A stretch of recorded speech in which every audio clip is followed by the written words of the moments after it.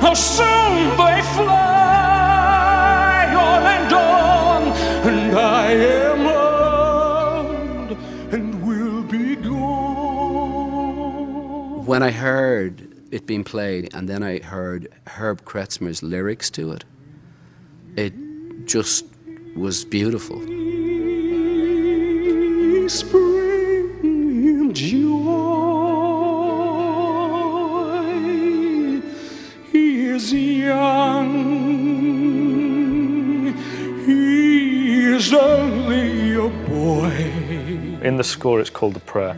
It's a moment for me to really seriously pray on my own. And once you get that attitude, in that feeling inside your body that you are praying, then the song really does carry.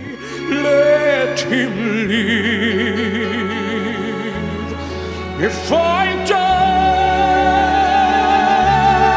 let me die. Let him live. The big moment in the song is the last night. Bring him home. Now we can all hit it for a little bit, even quite long. Hit it to the end of the phrase. Try it.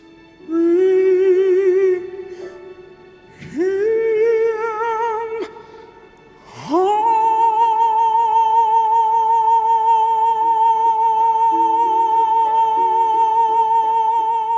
And he was doing it without breathing.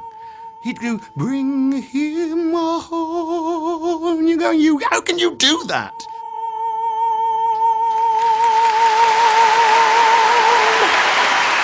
And when I have had the misfortune of doing it in concert, you go, bring him home.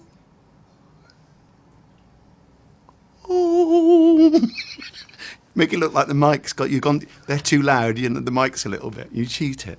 That's the only way I can do it. One day more. Tomorrow you'll be worlds away. And yet, with you, my world has started. I cannot think of a more rousing end to an act in any musical ever than One Day More. One more day with him, not caring. I was born to be with you. What a life I might have known. And I swear I will be. It's what's known in music as a quadlibet, which is all the different tunes being brought together in a great sort of cauldron of different contrapuntal tunes. One more day before the storm always go, and the barricades of freedom shall I join my brother. The entire company is on stage. Everybody is singing about their own predicament, their own fears, their own hopes, their own needs.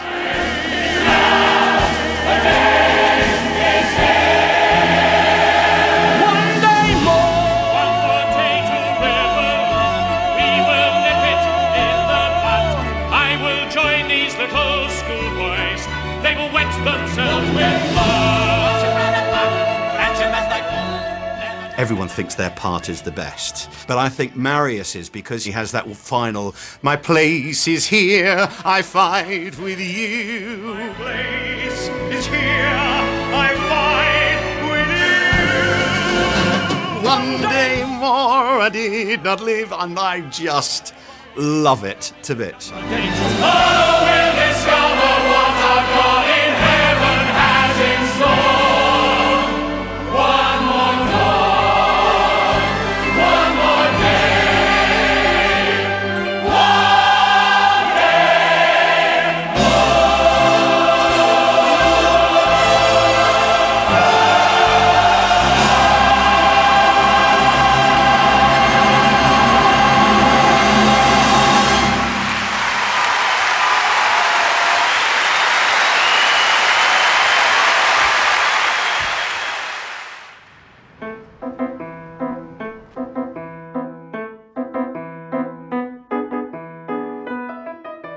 And you've got lots of hats because you've had lots of different actors with different size heads playing this role. Yeah. So am I going to be wearing a hat worn already by somebody? Yeah. Who wore this hat? At the costume fitting, I met Tracy, who had worked on the show since its inception. I was able to look through some of the costumes that people have worn, and I got very excited at the prospect of wearing Alan Armstrong's hat because he was the original Thénardier. All right. The Velcro goes at the back, so. No, the other way. The other way around? That's it. Like that? Yeah. And it fits. There's got to be a wig underneath. So I've got one of the smallest heads in show business. Vic Reeves probably has the biggest head, along with Rory Bremner. These are the things you learn. So Alan Armstrong, we know, had, if he doesn't have a small head, he certainly had a small head. So there's a Les Mis fact for you. How about that? Now, how many items of clothing are there in a production of Les Miserables, roughly? It's over 500. Over 500? Not including all the understudy stuff, which we have to keep in the theatre as well. Right. For me, the character comes alive when I'm actually performing it, but a big part of it is the costume and makeup. So it's really important to get these things right. It was fun to put the costume on, and the hair as well with the hat. You're going to make it fit. There we go. It looks pretty grotesque, which is something I always enjoy playing, grotesque. Brilliant.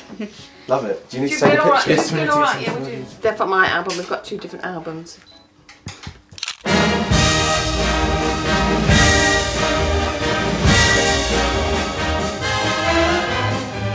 Another British success has crossed the Atlantic to a rapturous reception. This time it was the Royal Shakespeare Company's epic musical Les Miserables, which has already been a smash hit in London's West End. Broadway is used to British success. Cats has been the greatest hit for years. Me and My Girl is doing quite nicely, thank you. And now, Les Miserables. Right in, please. Don't block the doors, folks. Right in. Last night it opened, and if the critics are anything to go by, it'll stay open for some considerable time. It became the biggest box office ticket sale in New York. It was absolutely lauded by every critic in New York. My last night on Broadway, they were selling tickets for $2,500. I said, why didn't you tell me, for Christ's sake? I would have got if you went out and sold them myself. With the Broadway show up and running, in just a year, Les Mis was also launched in a handful of other countries, including Japan, where it plays to this day.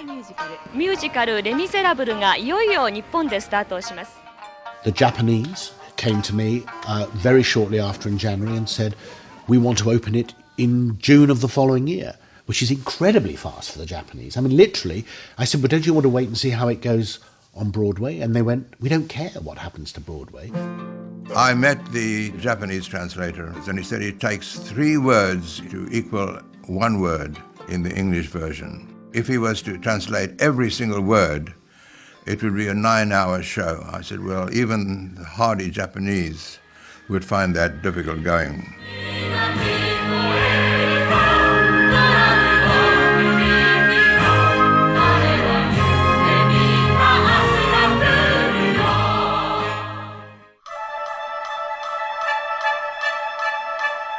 Then Norway came.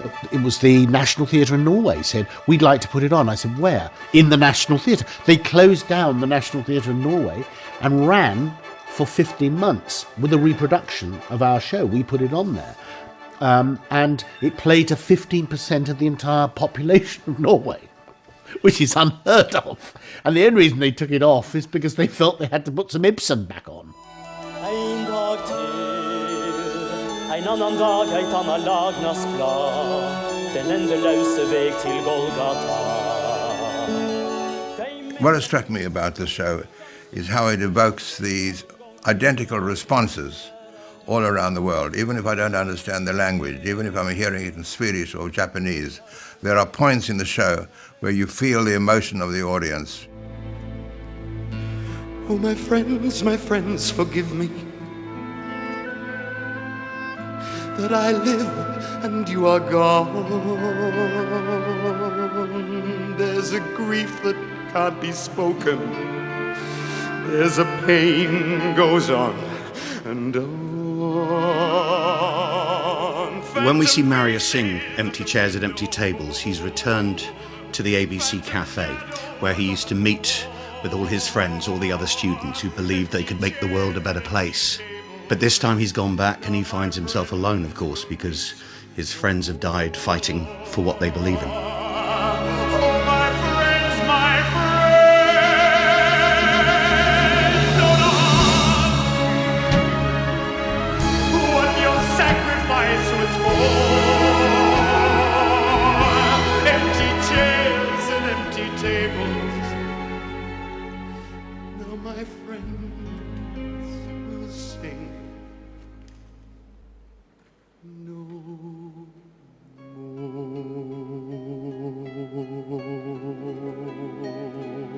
It's an incredibly emotional song.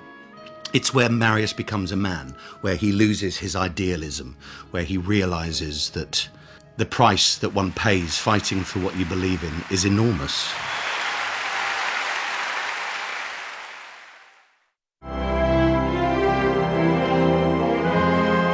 The O2 Arena events in 6 days' time will involve no fewer than 400 Les Mis performers past and present, the largest ever production of the show. Today, they've been called to rehearse the start of Act 1 and to greet a newcomer to their ranks. Hello, Gemma. Hi, Nice to Matt. meet you. Nice to meet you too. Nice to meet you. Matt. Nice to Hello, meet how you. are you? All right. Hello. Kyle. Hi. Excited. Yeah, I'm a bit nervous. The star role of Jean Valjean will be sung on Sunday at the O2 by the celebrated tenor Alfie Boe. Someone like me would never normally get to meet, let alone perform with someone of the magnitude of Alfie Boe. And in fact, yesterday he invited me to come to one of his shows, and I said, yeah, of course. And he said, I said, where is it? He said, oh, it's at the Albert Hall. I said, oh, wow, who are you singing with? He said, Jose Carreras and Kiri Te Kanawa. So it's pretty amazing to think that I'm going to be working with the genuine article. And white.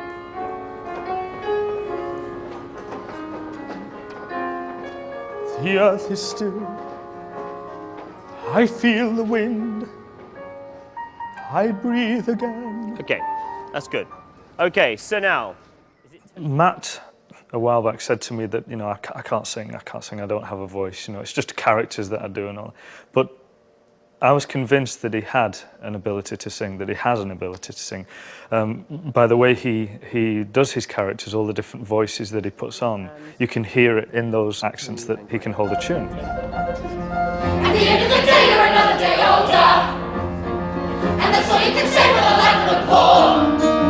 It's a struggle, it's a war, and there's nothing that anyone's giving. One day standing about, so what is it for? One day less feelings. Guys, sorry, I'm gonna pick on you on the text here, okay? We're just, at the moment, we're not really giving a story here. At the end of the day, you're another day colder. And that's all you can say for the life of the poor. What is it? It's a struggle, it's a war, and there's nothing that those are giving, yeah? Really bite into the text. The text is everything. One more time. At the end of the day, there's another day dawning. And the sun in the morning is waiting to rise. Let's have it. Let the waves crash on the sand, like a storm on a reckoning second. As the heaven goes into land, there's gonna be hell to pay. At the end of the day, Split. Good. Much better, guys. As rehearsals continue, Cameron Mackintosh has invited Matt for a sneak preview of the enormous set being built in the arena. Thank you for letting me be in your show. Don't be silly. I'm so thrilled. Now look at this. Oh no. Look. Oh my word. How many are we going to be playing to? The last figure I heard was this is about 16,500 in this configuration. But, it's amazing how good the sightlines are. We've managed to sell absolutely everything. Even the matinee, which is the extra show we put on, has now only got a few hundred seats left, so I think we'll be packed by Sunday. But what was the budget for this show? One of the reasons you're doing 2 shows on the Sunday is that I knew it would cost about £2 million to stage this one day. And when the first one sold out, we could take about 1.3 on the first concert. And so we knew we had to do a second. So luckily we're going to more than break even, which is a great relief. What's next for Les Miserables? The next big adventure is that I've just signed a contract to make the movie at long last. Oh, really? This is very interesting news. Which I'm doing with Working Title. And Congratulations. in fact, the author of the screenplay